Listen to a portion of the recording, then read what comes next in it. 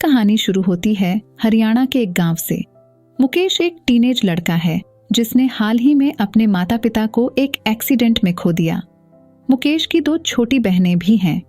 उनके माता पिता की मौत के बाद दादाजी ने मुकेश की बहनों की जिम्मेदारी लेने का फैसला किया है। उन्होंने तय किया कि मुकेश को कॉलेज कंप्लीट करने तक उसकी बुआ दिल्ली में अपने पास रखेंगी। दादाजी का मानना है कि दिल्ली में रहकर मुकेश अच्छी पढ़ाई करके अच्छी नौकरी करेगा और बाद में अपनी बहनों को संभाल लेगा।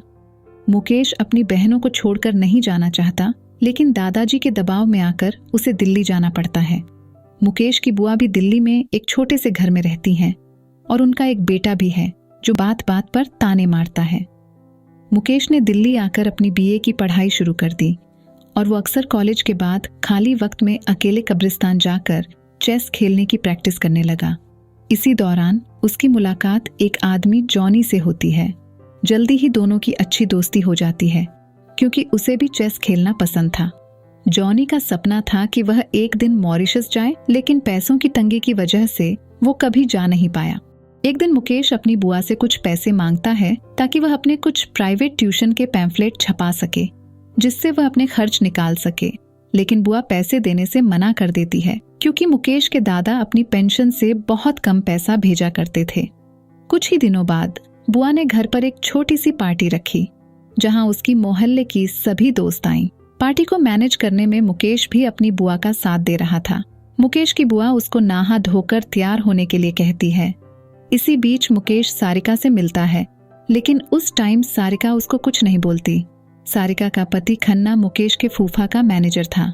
मुकेश को देखकर सारिका उससे डबल मीनिंग बातें करने की कोशिश करती है, लेकिन मुकेश उसकी बातों का जवाब नहीं देता।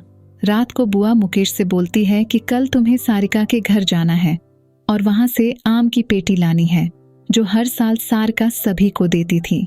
अगले दिन कॉलेज जाने से पहले मुकेश सारिका के घर जाता है। सारिका का पति खन्ना ऑफिस गया हुआ था। कुछ देर दरवाजा नॉक करने के बाद सारिका की सास दरवाजा खोलती है और वो मुकेश को वहां से जाने को कहती है। इतने में ही वहां सारिका आ जाती है और बीजी को उसके कमरे में ले जाती है। कुछ देर बाद सारिका मुकेश के पास आती है और उससे इधर उधर की बातें करती है। फिर अचानक सारिका अपने कपड़े उतार देती है और मुकेश को सोफे पर लेटने के लिए कहती है। मुकेश बहुत ज्यादा डर जाता है। उसे कुछ समझ में नहीं आ रहा कि ये क्या हो रहा है, क्योंकि वह वर्जिन है और ना ही उसकी कोई गर्लफ्रेंड है। दोनों फिर एक दूसरे के साथ फिजिकल होते हैं। इसके बाद सारिका अक्सर मुकेश को अपने घर बुलाती है और उसके साथ फिजिकल होती है। मुकेश भी इस एक्सपीरियंस को बहुत एंजॉय करता है। कुछ ही दिनों में मुकेश को सारिका से प्यार हो जाता है और उसको लगता था कि सारिका भी उससे प्यार करने लगी है। सारिका मुकेश को कभी कभी पैसे भी देने लगती है जिससे वह अपने खर्च निकाल सके। मुकेश को नए कपड़े पहने देखकर बुआ उसे पूछती है कि क्या वो चोरी करने लगा है, लेकिन मुकेश बुआ से झूठ बोल देता है कि वो अब कुछ स्टूडेंट्स को ट्यूशन दे रहा है। हर बार की तरह एक दिन मुकेश सारिका के घर जाता है, लेकिन खन्ना आज घर पर ही था और यह बात सारिका मुकेश को नहीं बता पाती क्योंकि मुकेश के पास मोबाइल फोन नहीं था। मुकेश को देखकर खन्ना की मां खन्ना से कहती है कि यह लड़का रोज यहाँ आता है। दोनों कई कई घंटे कमरे में अकेले रहते हैं। खन्ना ये सुनकर अपनी मां को उनके कमरे में ले जाता है। दरअसल ओल्ड होने की वजह से बिजी कभी कभी कुछ भी बोल दिया करती थी और खन्ना इस पर ज्यादा ध्यान नहीं देता।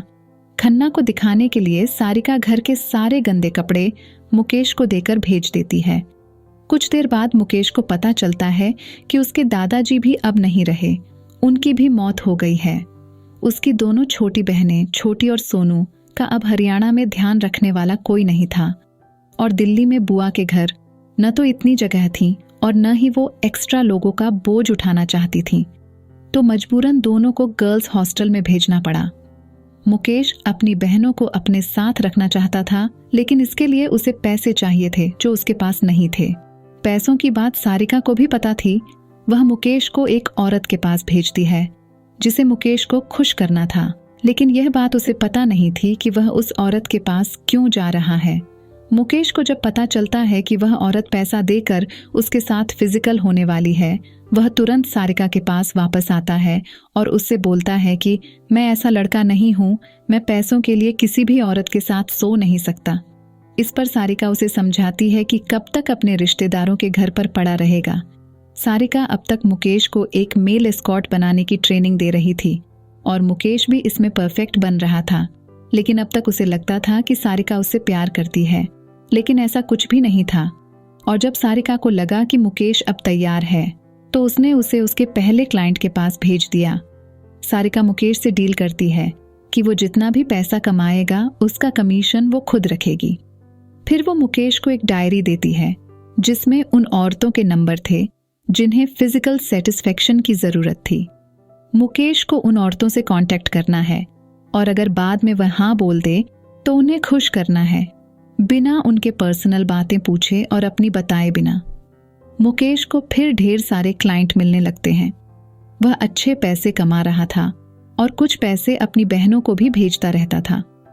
एक दिन मुकेश की छोटी बहन उसके पास कॉल करती है और कहती है कि हमें हॉस्टल में नहीं रहना, यहाँ का माहौल कुछ ठीक नहीं है।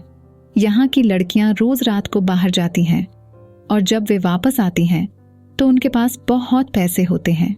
सोनू की बात सुनकर मुकेश समझ जाता है कि हॉस्टल की लड़कियां किन कामों में लगी हुई हैं। वो उनसे वादा करता है कि कुछ दिनों में वह उनको लेने आएगा। इसी बीच मुकेश की मुलाकात एक पीएचडी नाम के आदमी से होती है जो जॉनी का पड़ोसी था। पीएचडी भी एक मेल एस्कॉर्ट था, लेकिन उसमें और मुकेश में फर्क सिर्फ इतना था कि मुकेश औरतों को खुश करता था और पीएचडी मर्दों को। मुकेश के काम के बारे में सिर्फ सारिका जानती है और पीएचडी के काम के बारे में सब लोग। एक दिन मुकेश के पास एक सुहासिनी नाम की औरत आती है। मुकेश जब उसके करीब जाने की कोशिश करता है तो वह उसे कुछ भी करने से मना कर देती है। सुहासिनी थोड़ी नर्वस और दुखी थी। मुकेश भी फिर उसे नहीं छूता।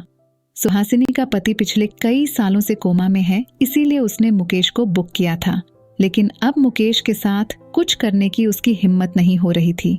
अचानक सुहासिनी के पास हॉस्पिटल से कॉल आता है कि उसके पति की मौत हो गई है। मुकेश भी उसके साथ हॉस्पिटल जाकर उसके पति की डेड बॉडी को उसके घर तक पहुंचाने में मदद करता है। डेड बॉडी रखवाने के बाद मुकेश दोबारा होटल रूम में जाता है क्योंकि जल्दी में उसका कुछ सामान वहीं रह गया था, लेकिन वहां उसे सारिका मिलती है। सारिका मुकेश से पूछती है कि ये रूम इतना साफ सुथरा क्यों है और रात को कुछ नहीं हुआ था। मुकेश उसे पूरी कहानी बताता है। सारिका फिर अपनी गाड़ी से मुकेश को उसके घर छोड़ने जाती है और रास्ते में वह मुकेश से बोलती है कि जब तक मैं कॉल नहीं करूं मेरे घर मत आना। खन्ना आजकल कभी भी घर आ जाता है। मुकेश जब घर पहुंचता है तो उसका कजिन उसका डोर खोलने की कोशिश कर रहा होता है। मुकेश को देखकर वह चला जाता है। मुकेश अब रिस्क नहीं ले सकता, इसलिए वह अपना सार कैश लेकर सारिका के पास आता है। वो सारिका से रिक्वेस्ट करता है कि जब तक वह नया घर नहीं ढूंढ लेता उसका सार कैश वह रख ले।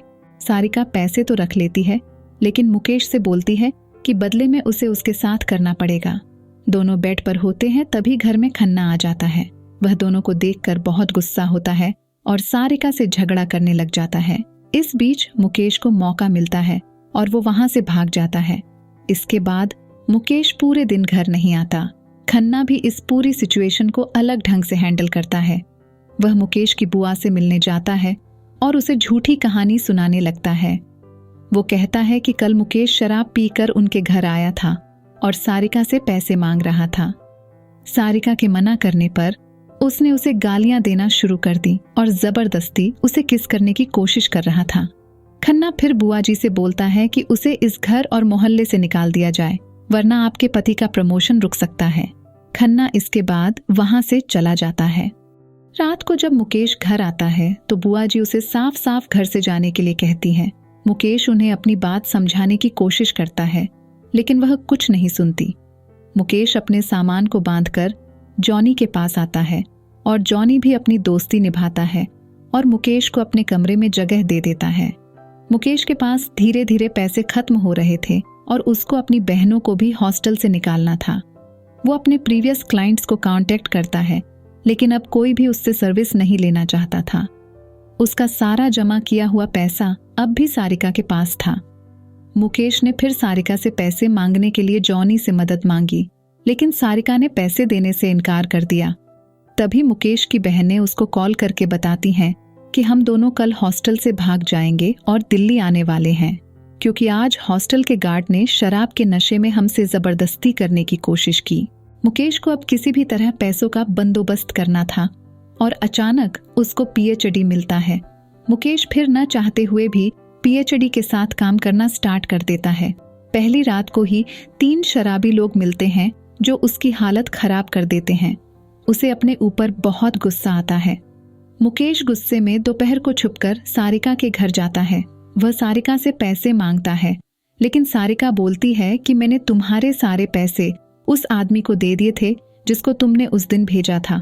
मुकेश को कुछ समझ नहीं आता और उसको लगता है कि सारिका झूठ बोल रही है। तभी अचानक घर पर खन्ना आ जाता है। सारिका मुकेश के पास जाती है और धीरे से उसके चाकू से खुद को घायल करने की कोशिश करती है ताकि वो सारा इल्जाम मुकेश पर लगा सके। मुकेश को उसका सारा गेम समझ आ जाता है और वो गुस्से में उसको मार देता है। बाद में वह वहां से भाग जाता है। भागकर वह जॉनी के रूम पर पहुंचता है और देखता है कि वहां जॉनी और उसका सामान गायब है। और जब वह अपने बाकी दोस्तों से पूछता है तो मुकेश को पता चलता है कि जॉनी मॉरिशस चला गया है। इसका मतलब सारिका सच कह रही थी कि उसने सारे पैसे जॉनी को दे दिए हैं। अब मुकेश के पास न तो पैसे होते हैं और ऊपर से उसने एक खून कर दिया है। इस वक्त उसकी बहन भी उसके पास आने वाली है, जो बहुत देर से रेलवे स्टेशन पर इंतजार कर रही हैं। मुकेश को अपनी बहनों को लेने भी जाना है। उसे पता चलता है कि पुलिस उसे चारों तरफ ढूंढ रही है और सारिका का मर्डर करने के बाद उस पर गिरफ्तार होने का खतरा है। मुकेश पुलिस से बचते बचते इधर उधर भाग रहा है। उसके पीछे पुलिस है और उसके पास अब कोई रास्ता नहीं बचा। वह एक बिल्डिंग की छत पर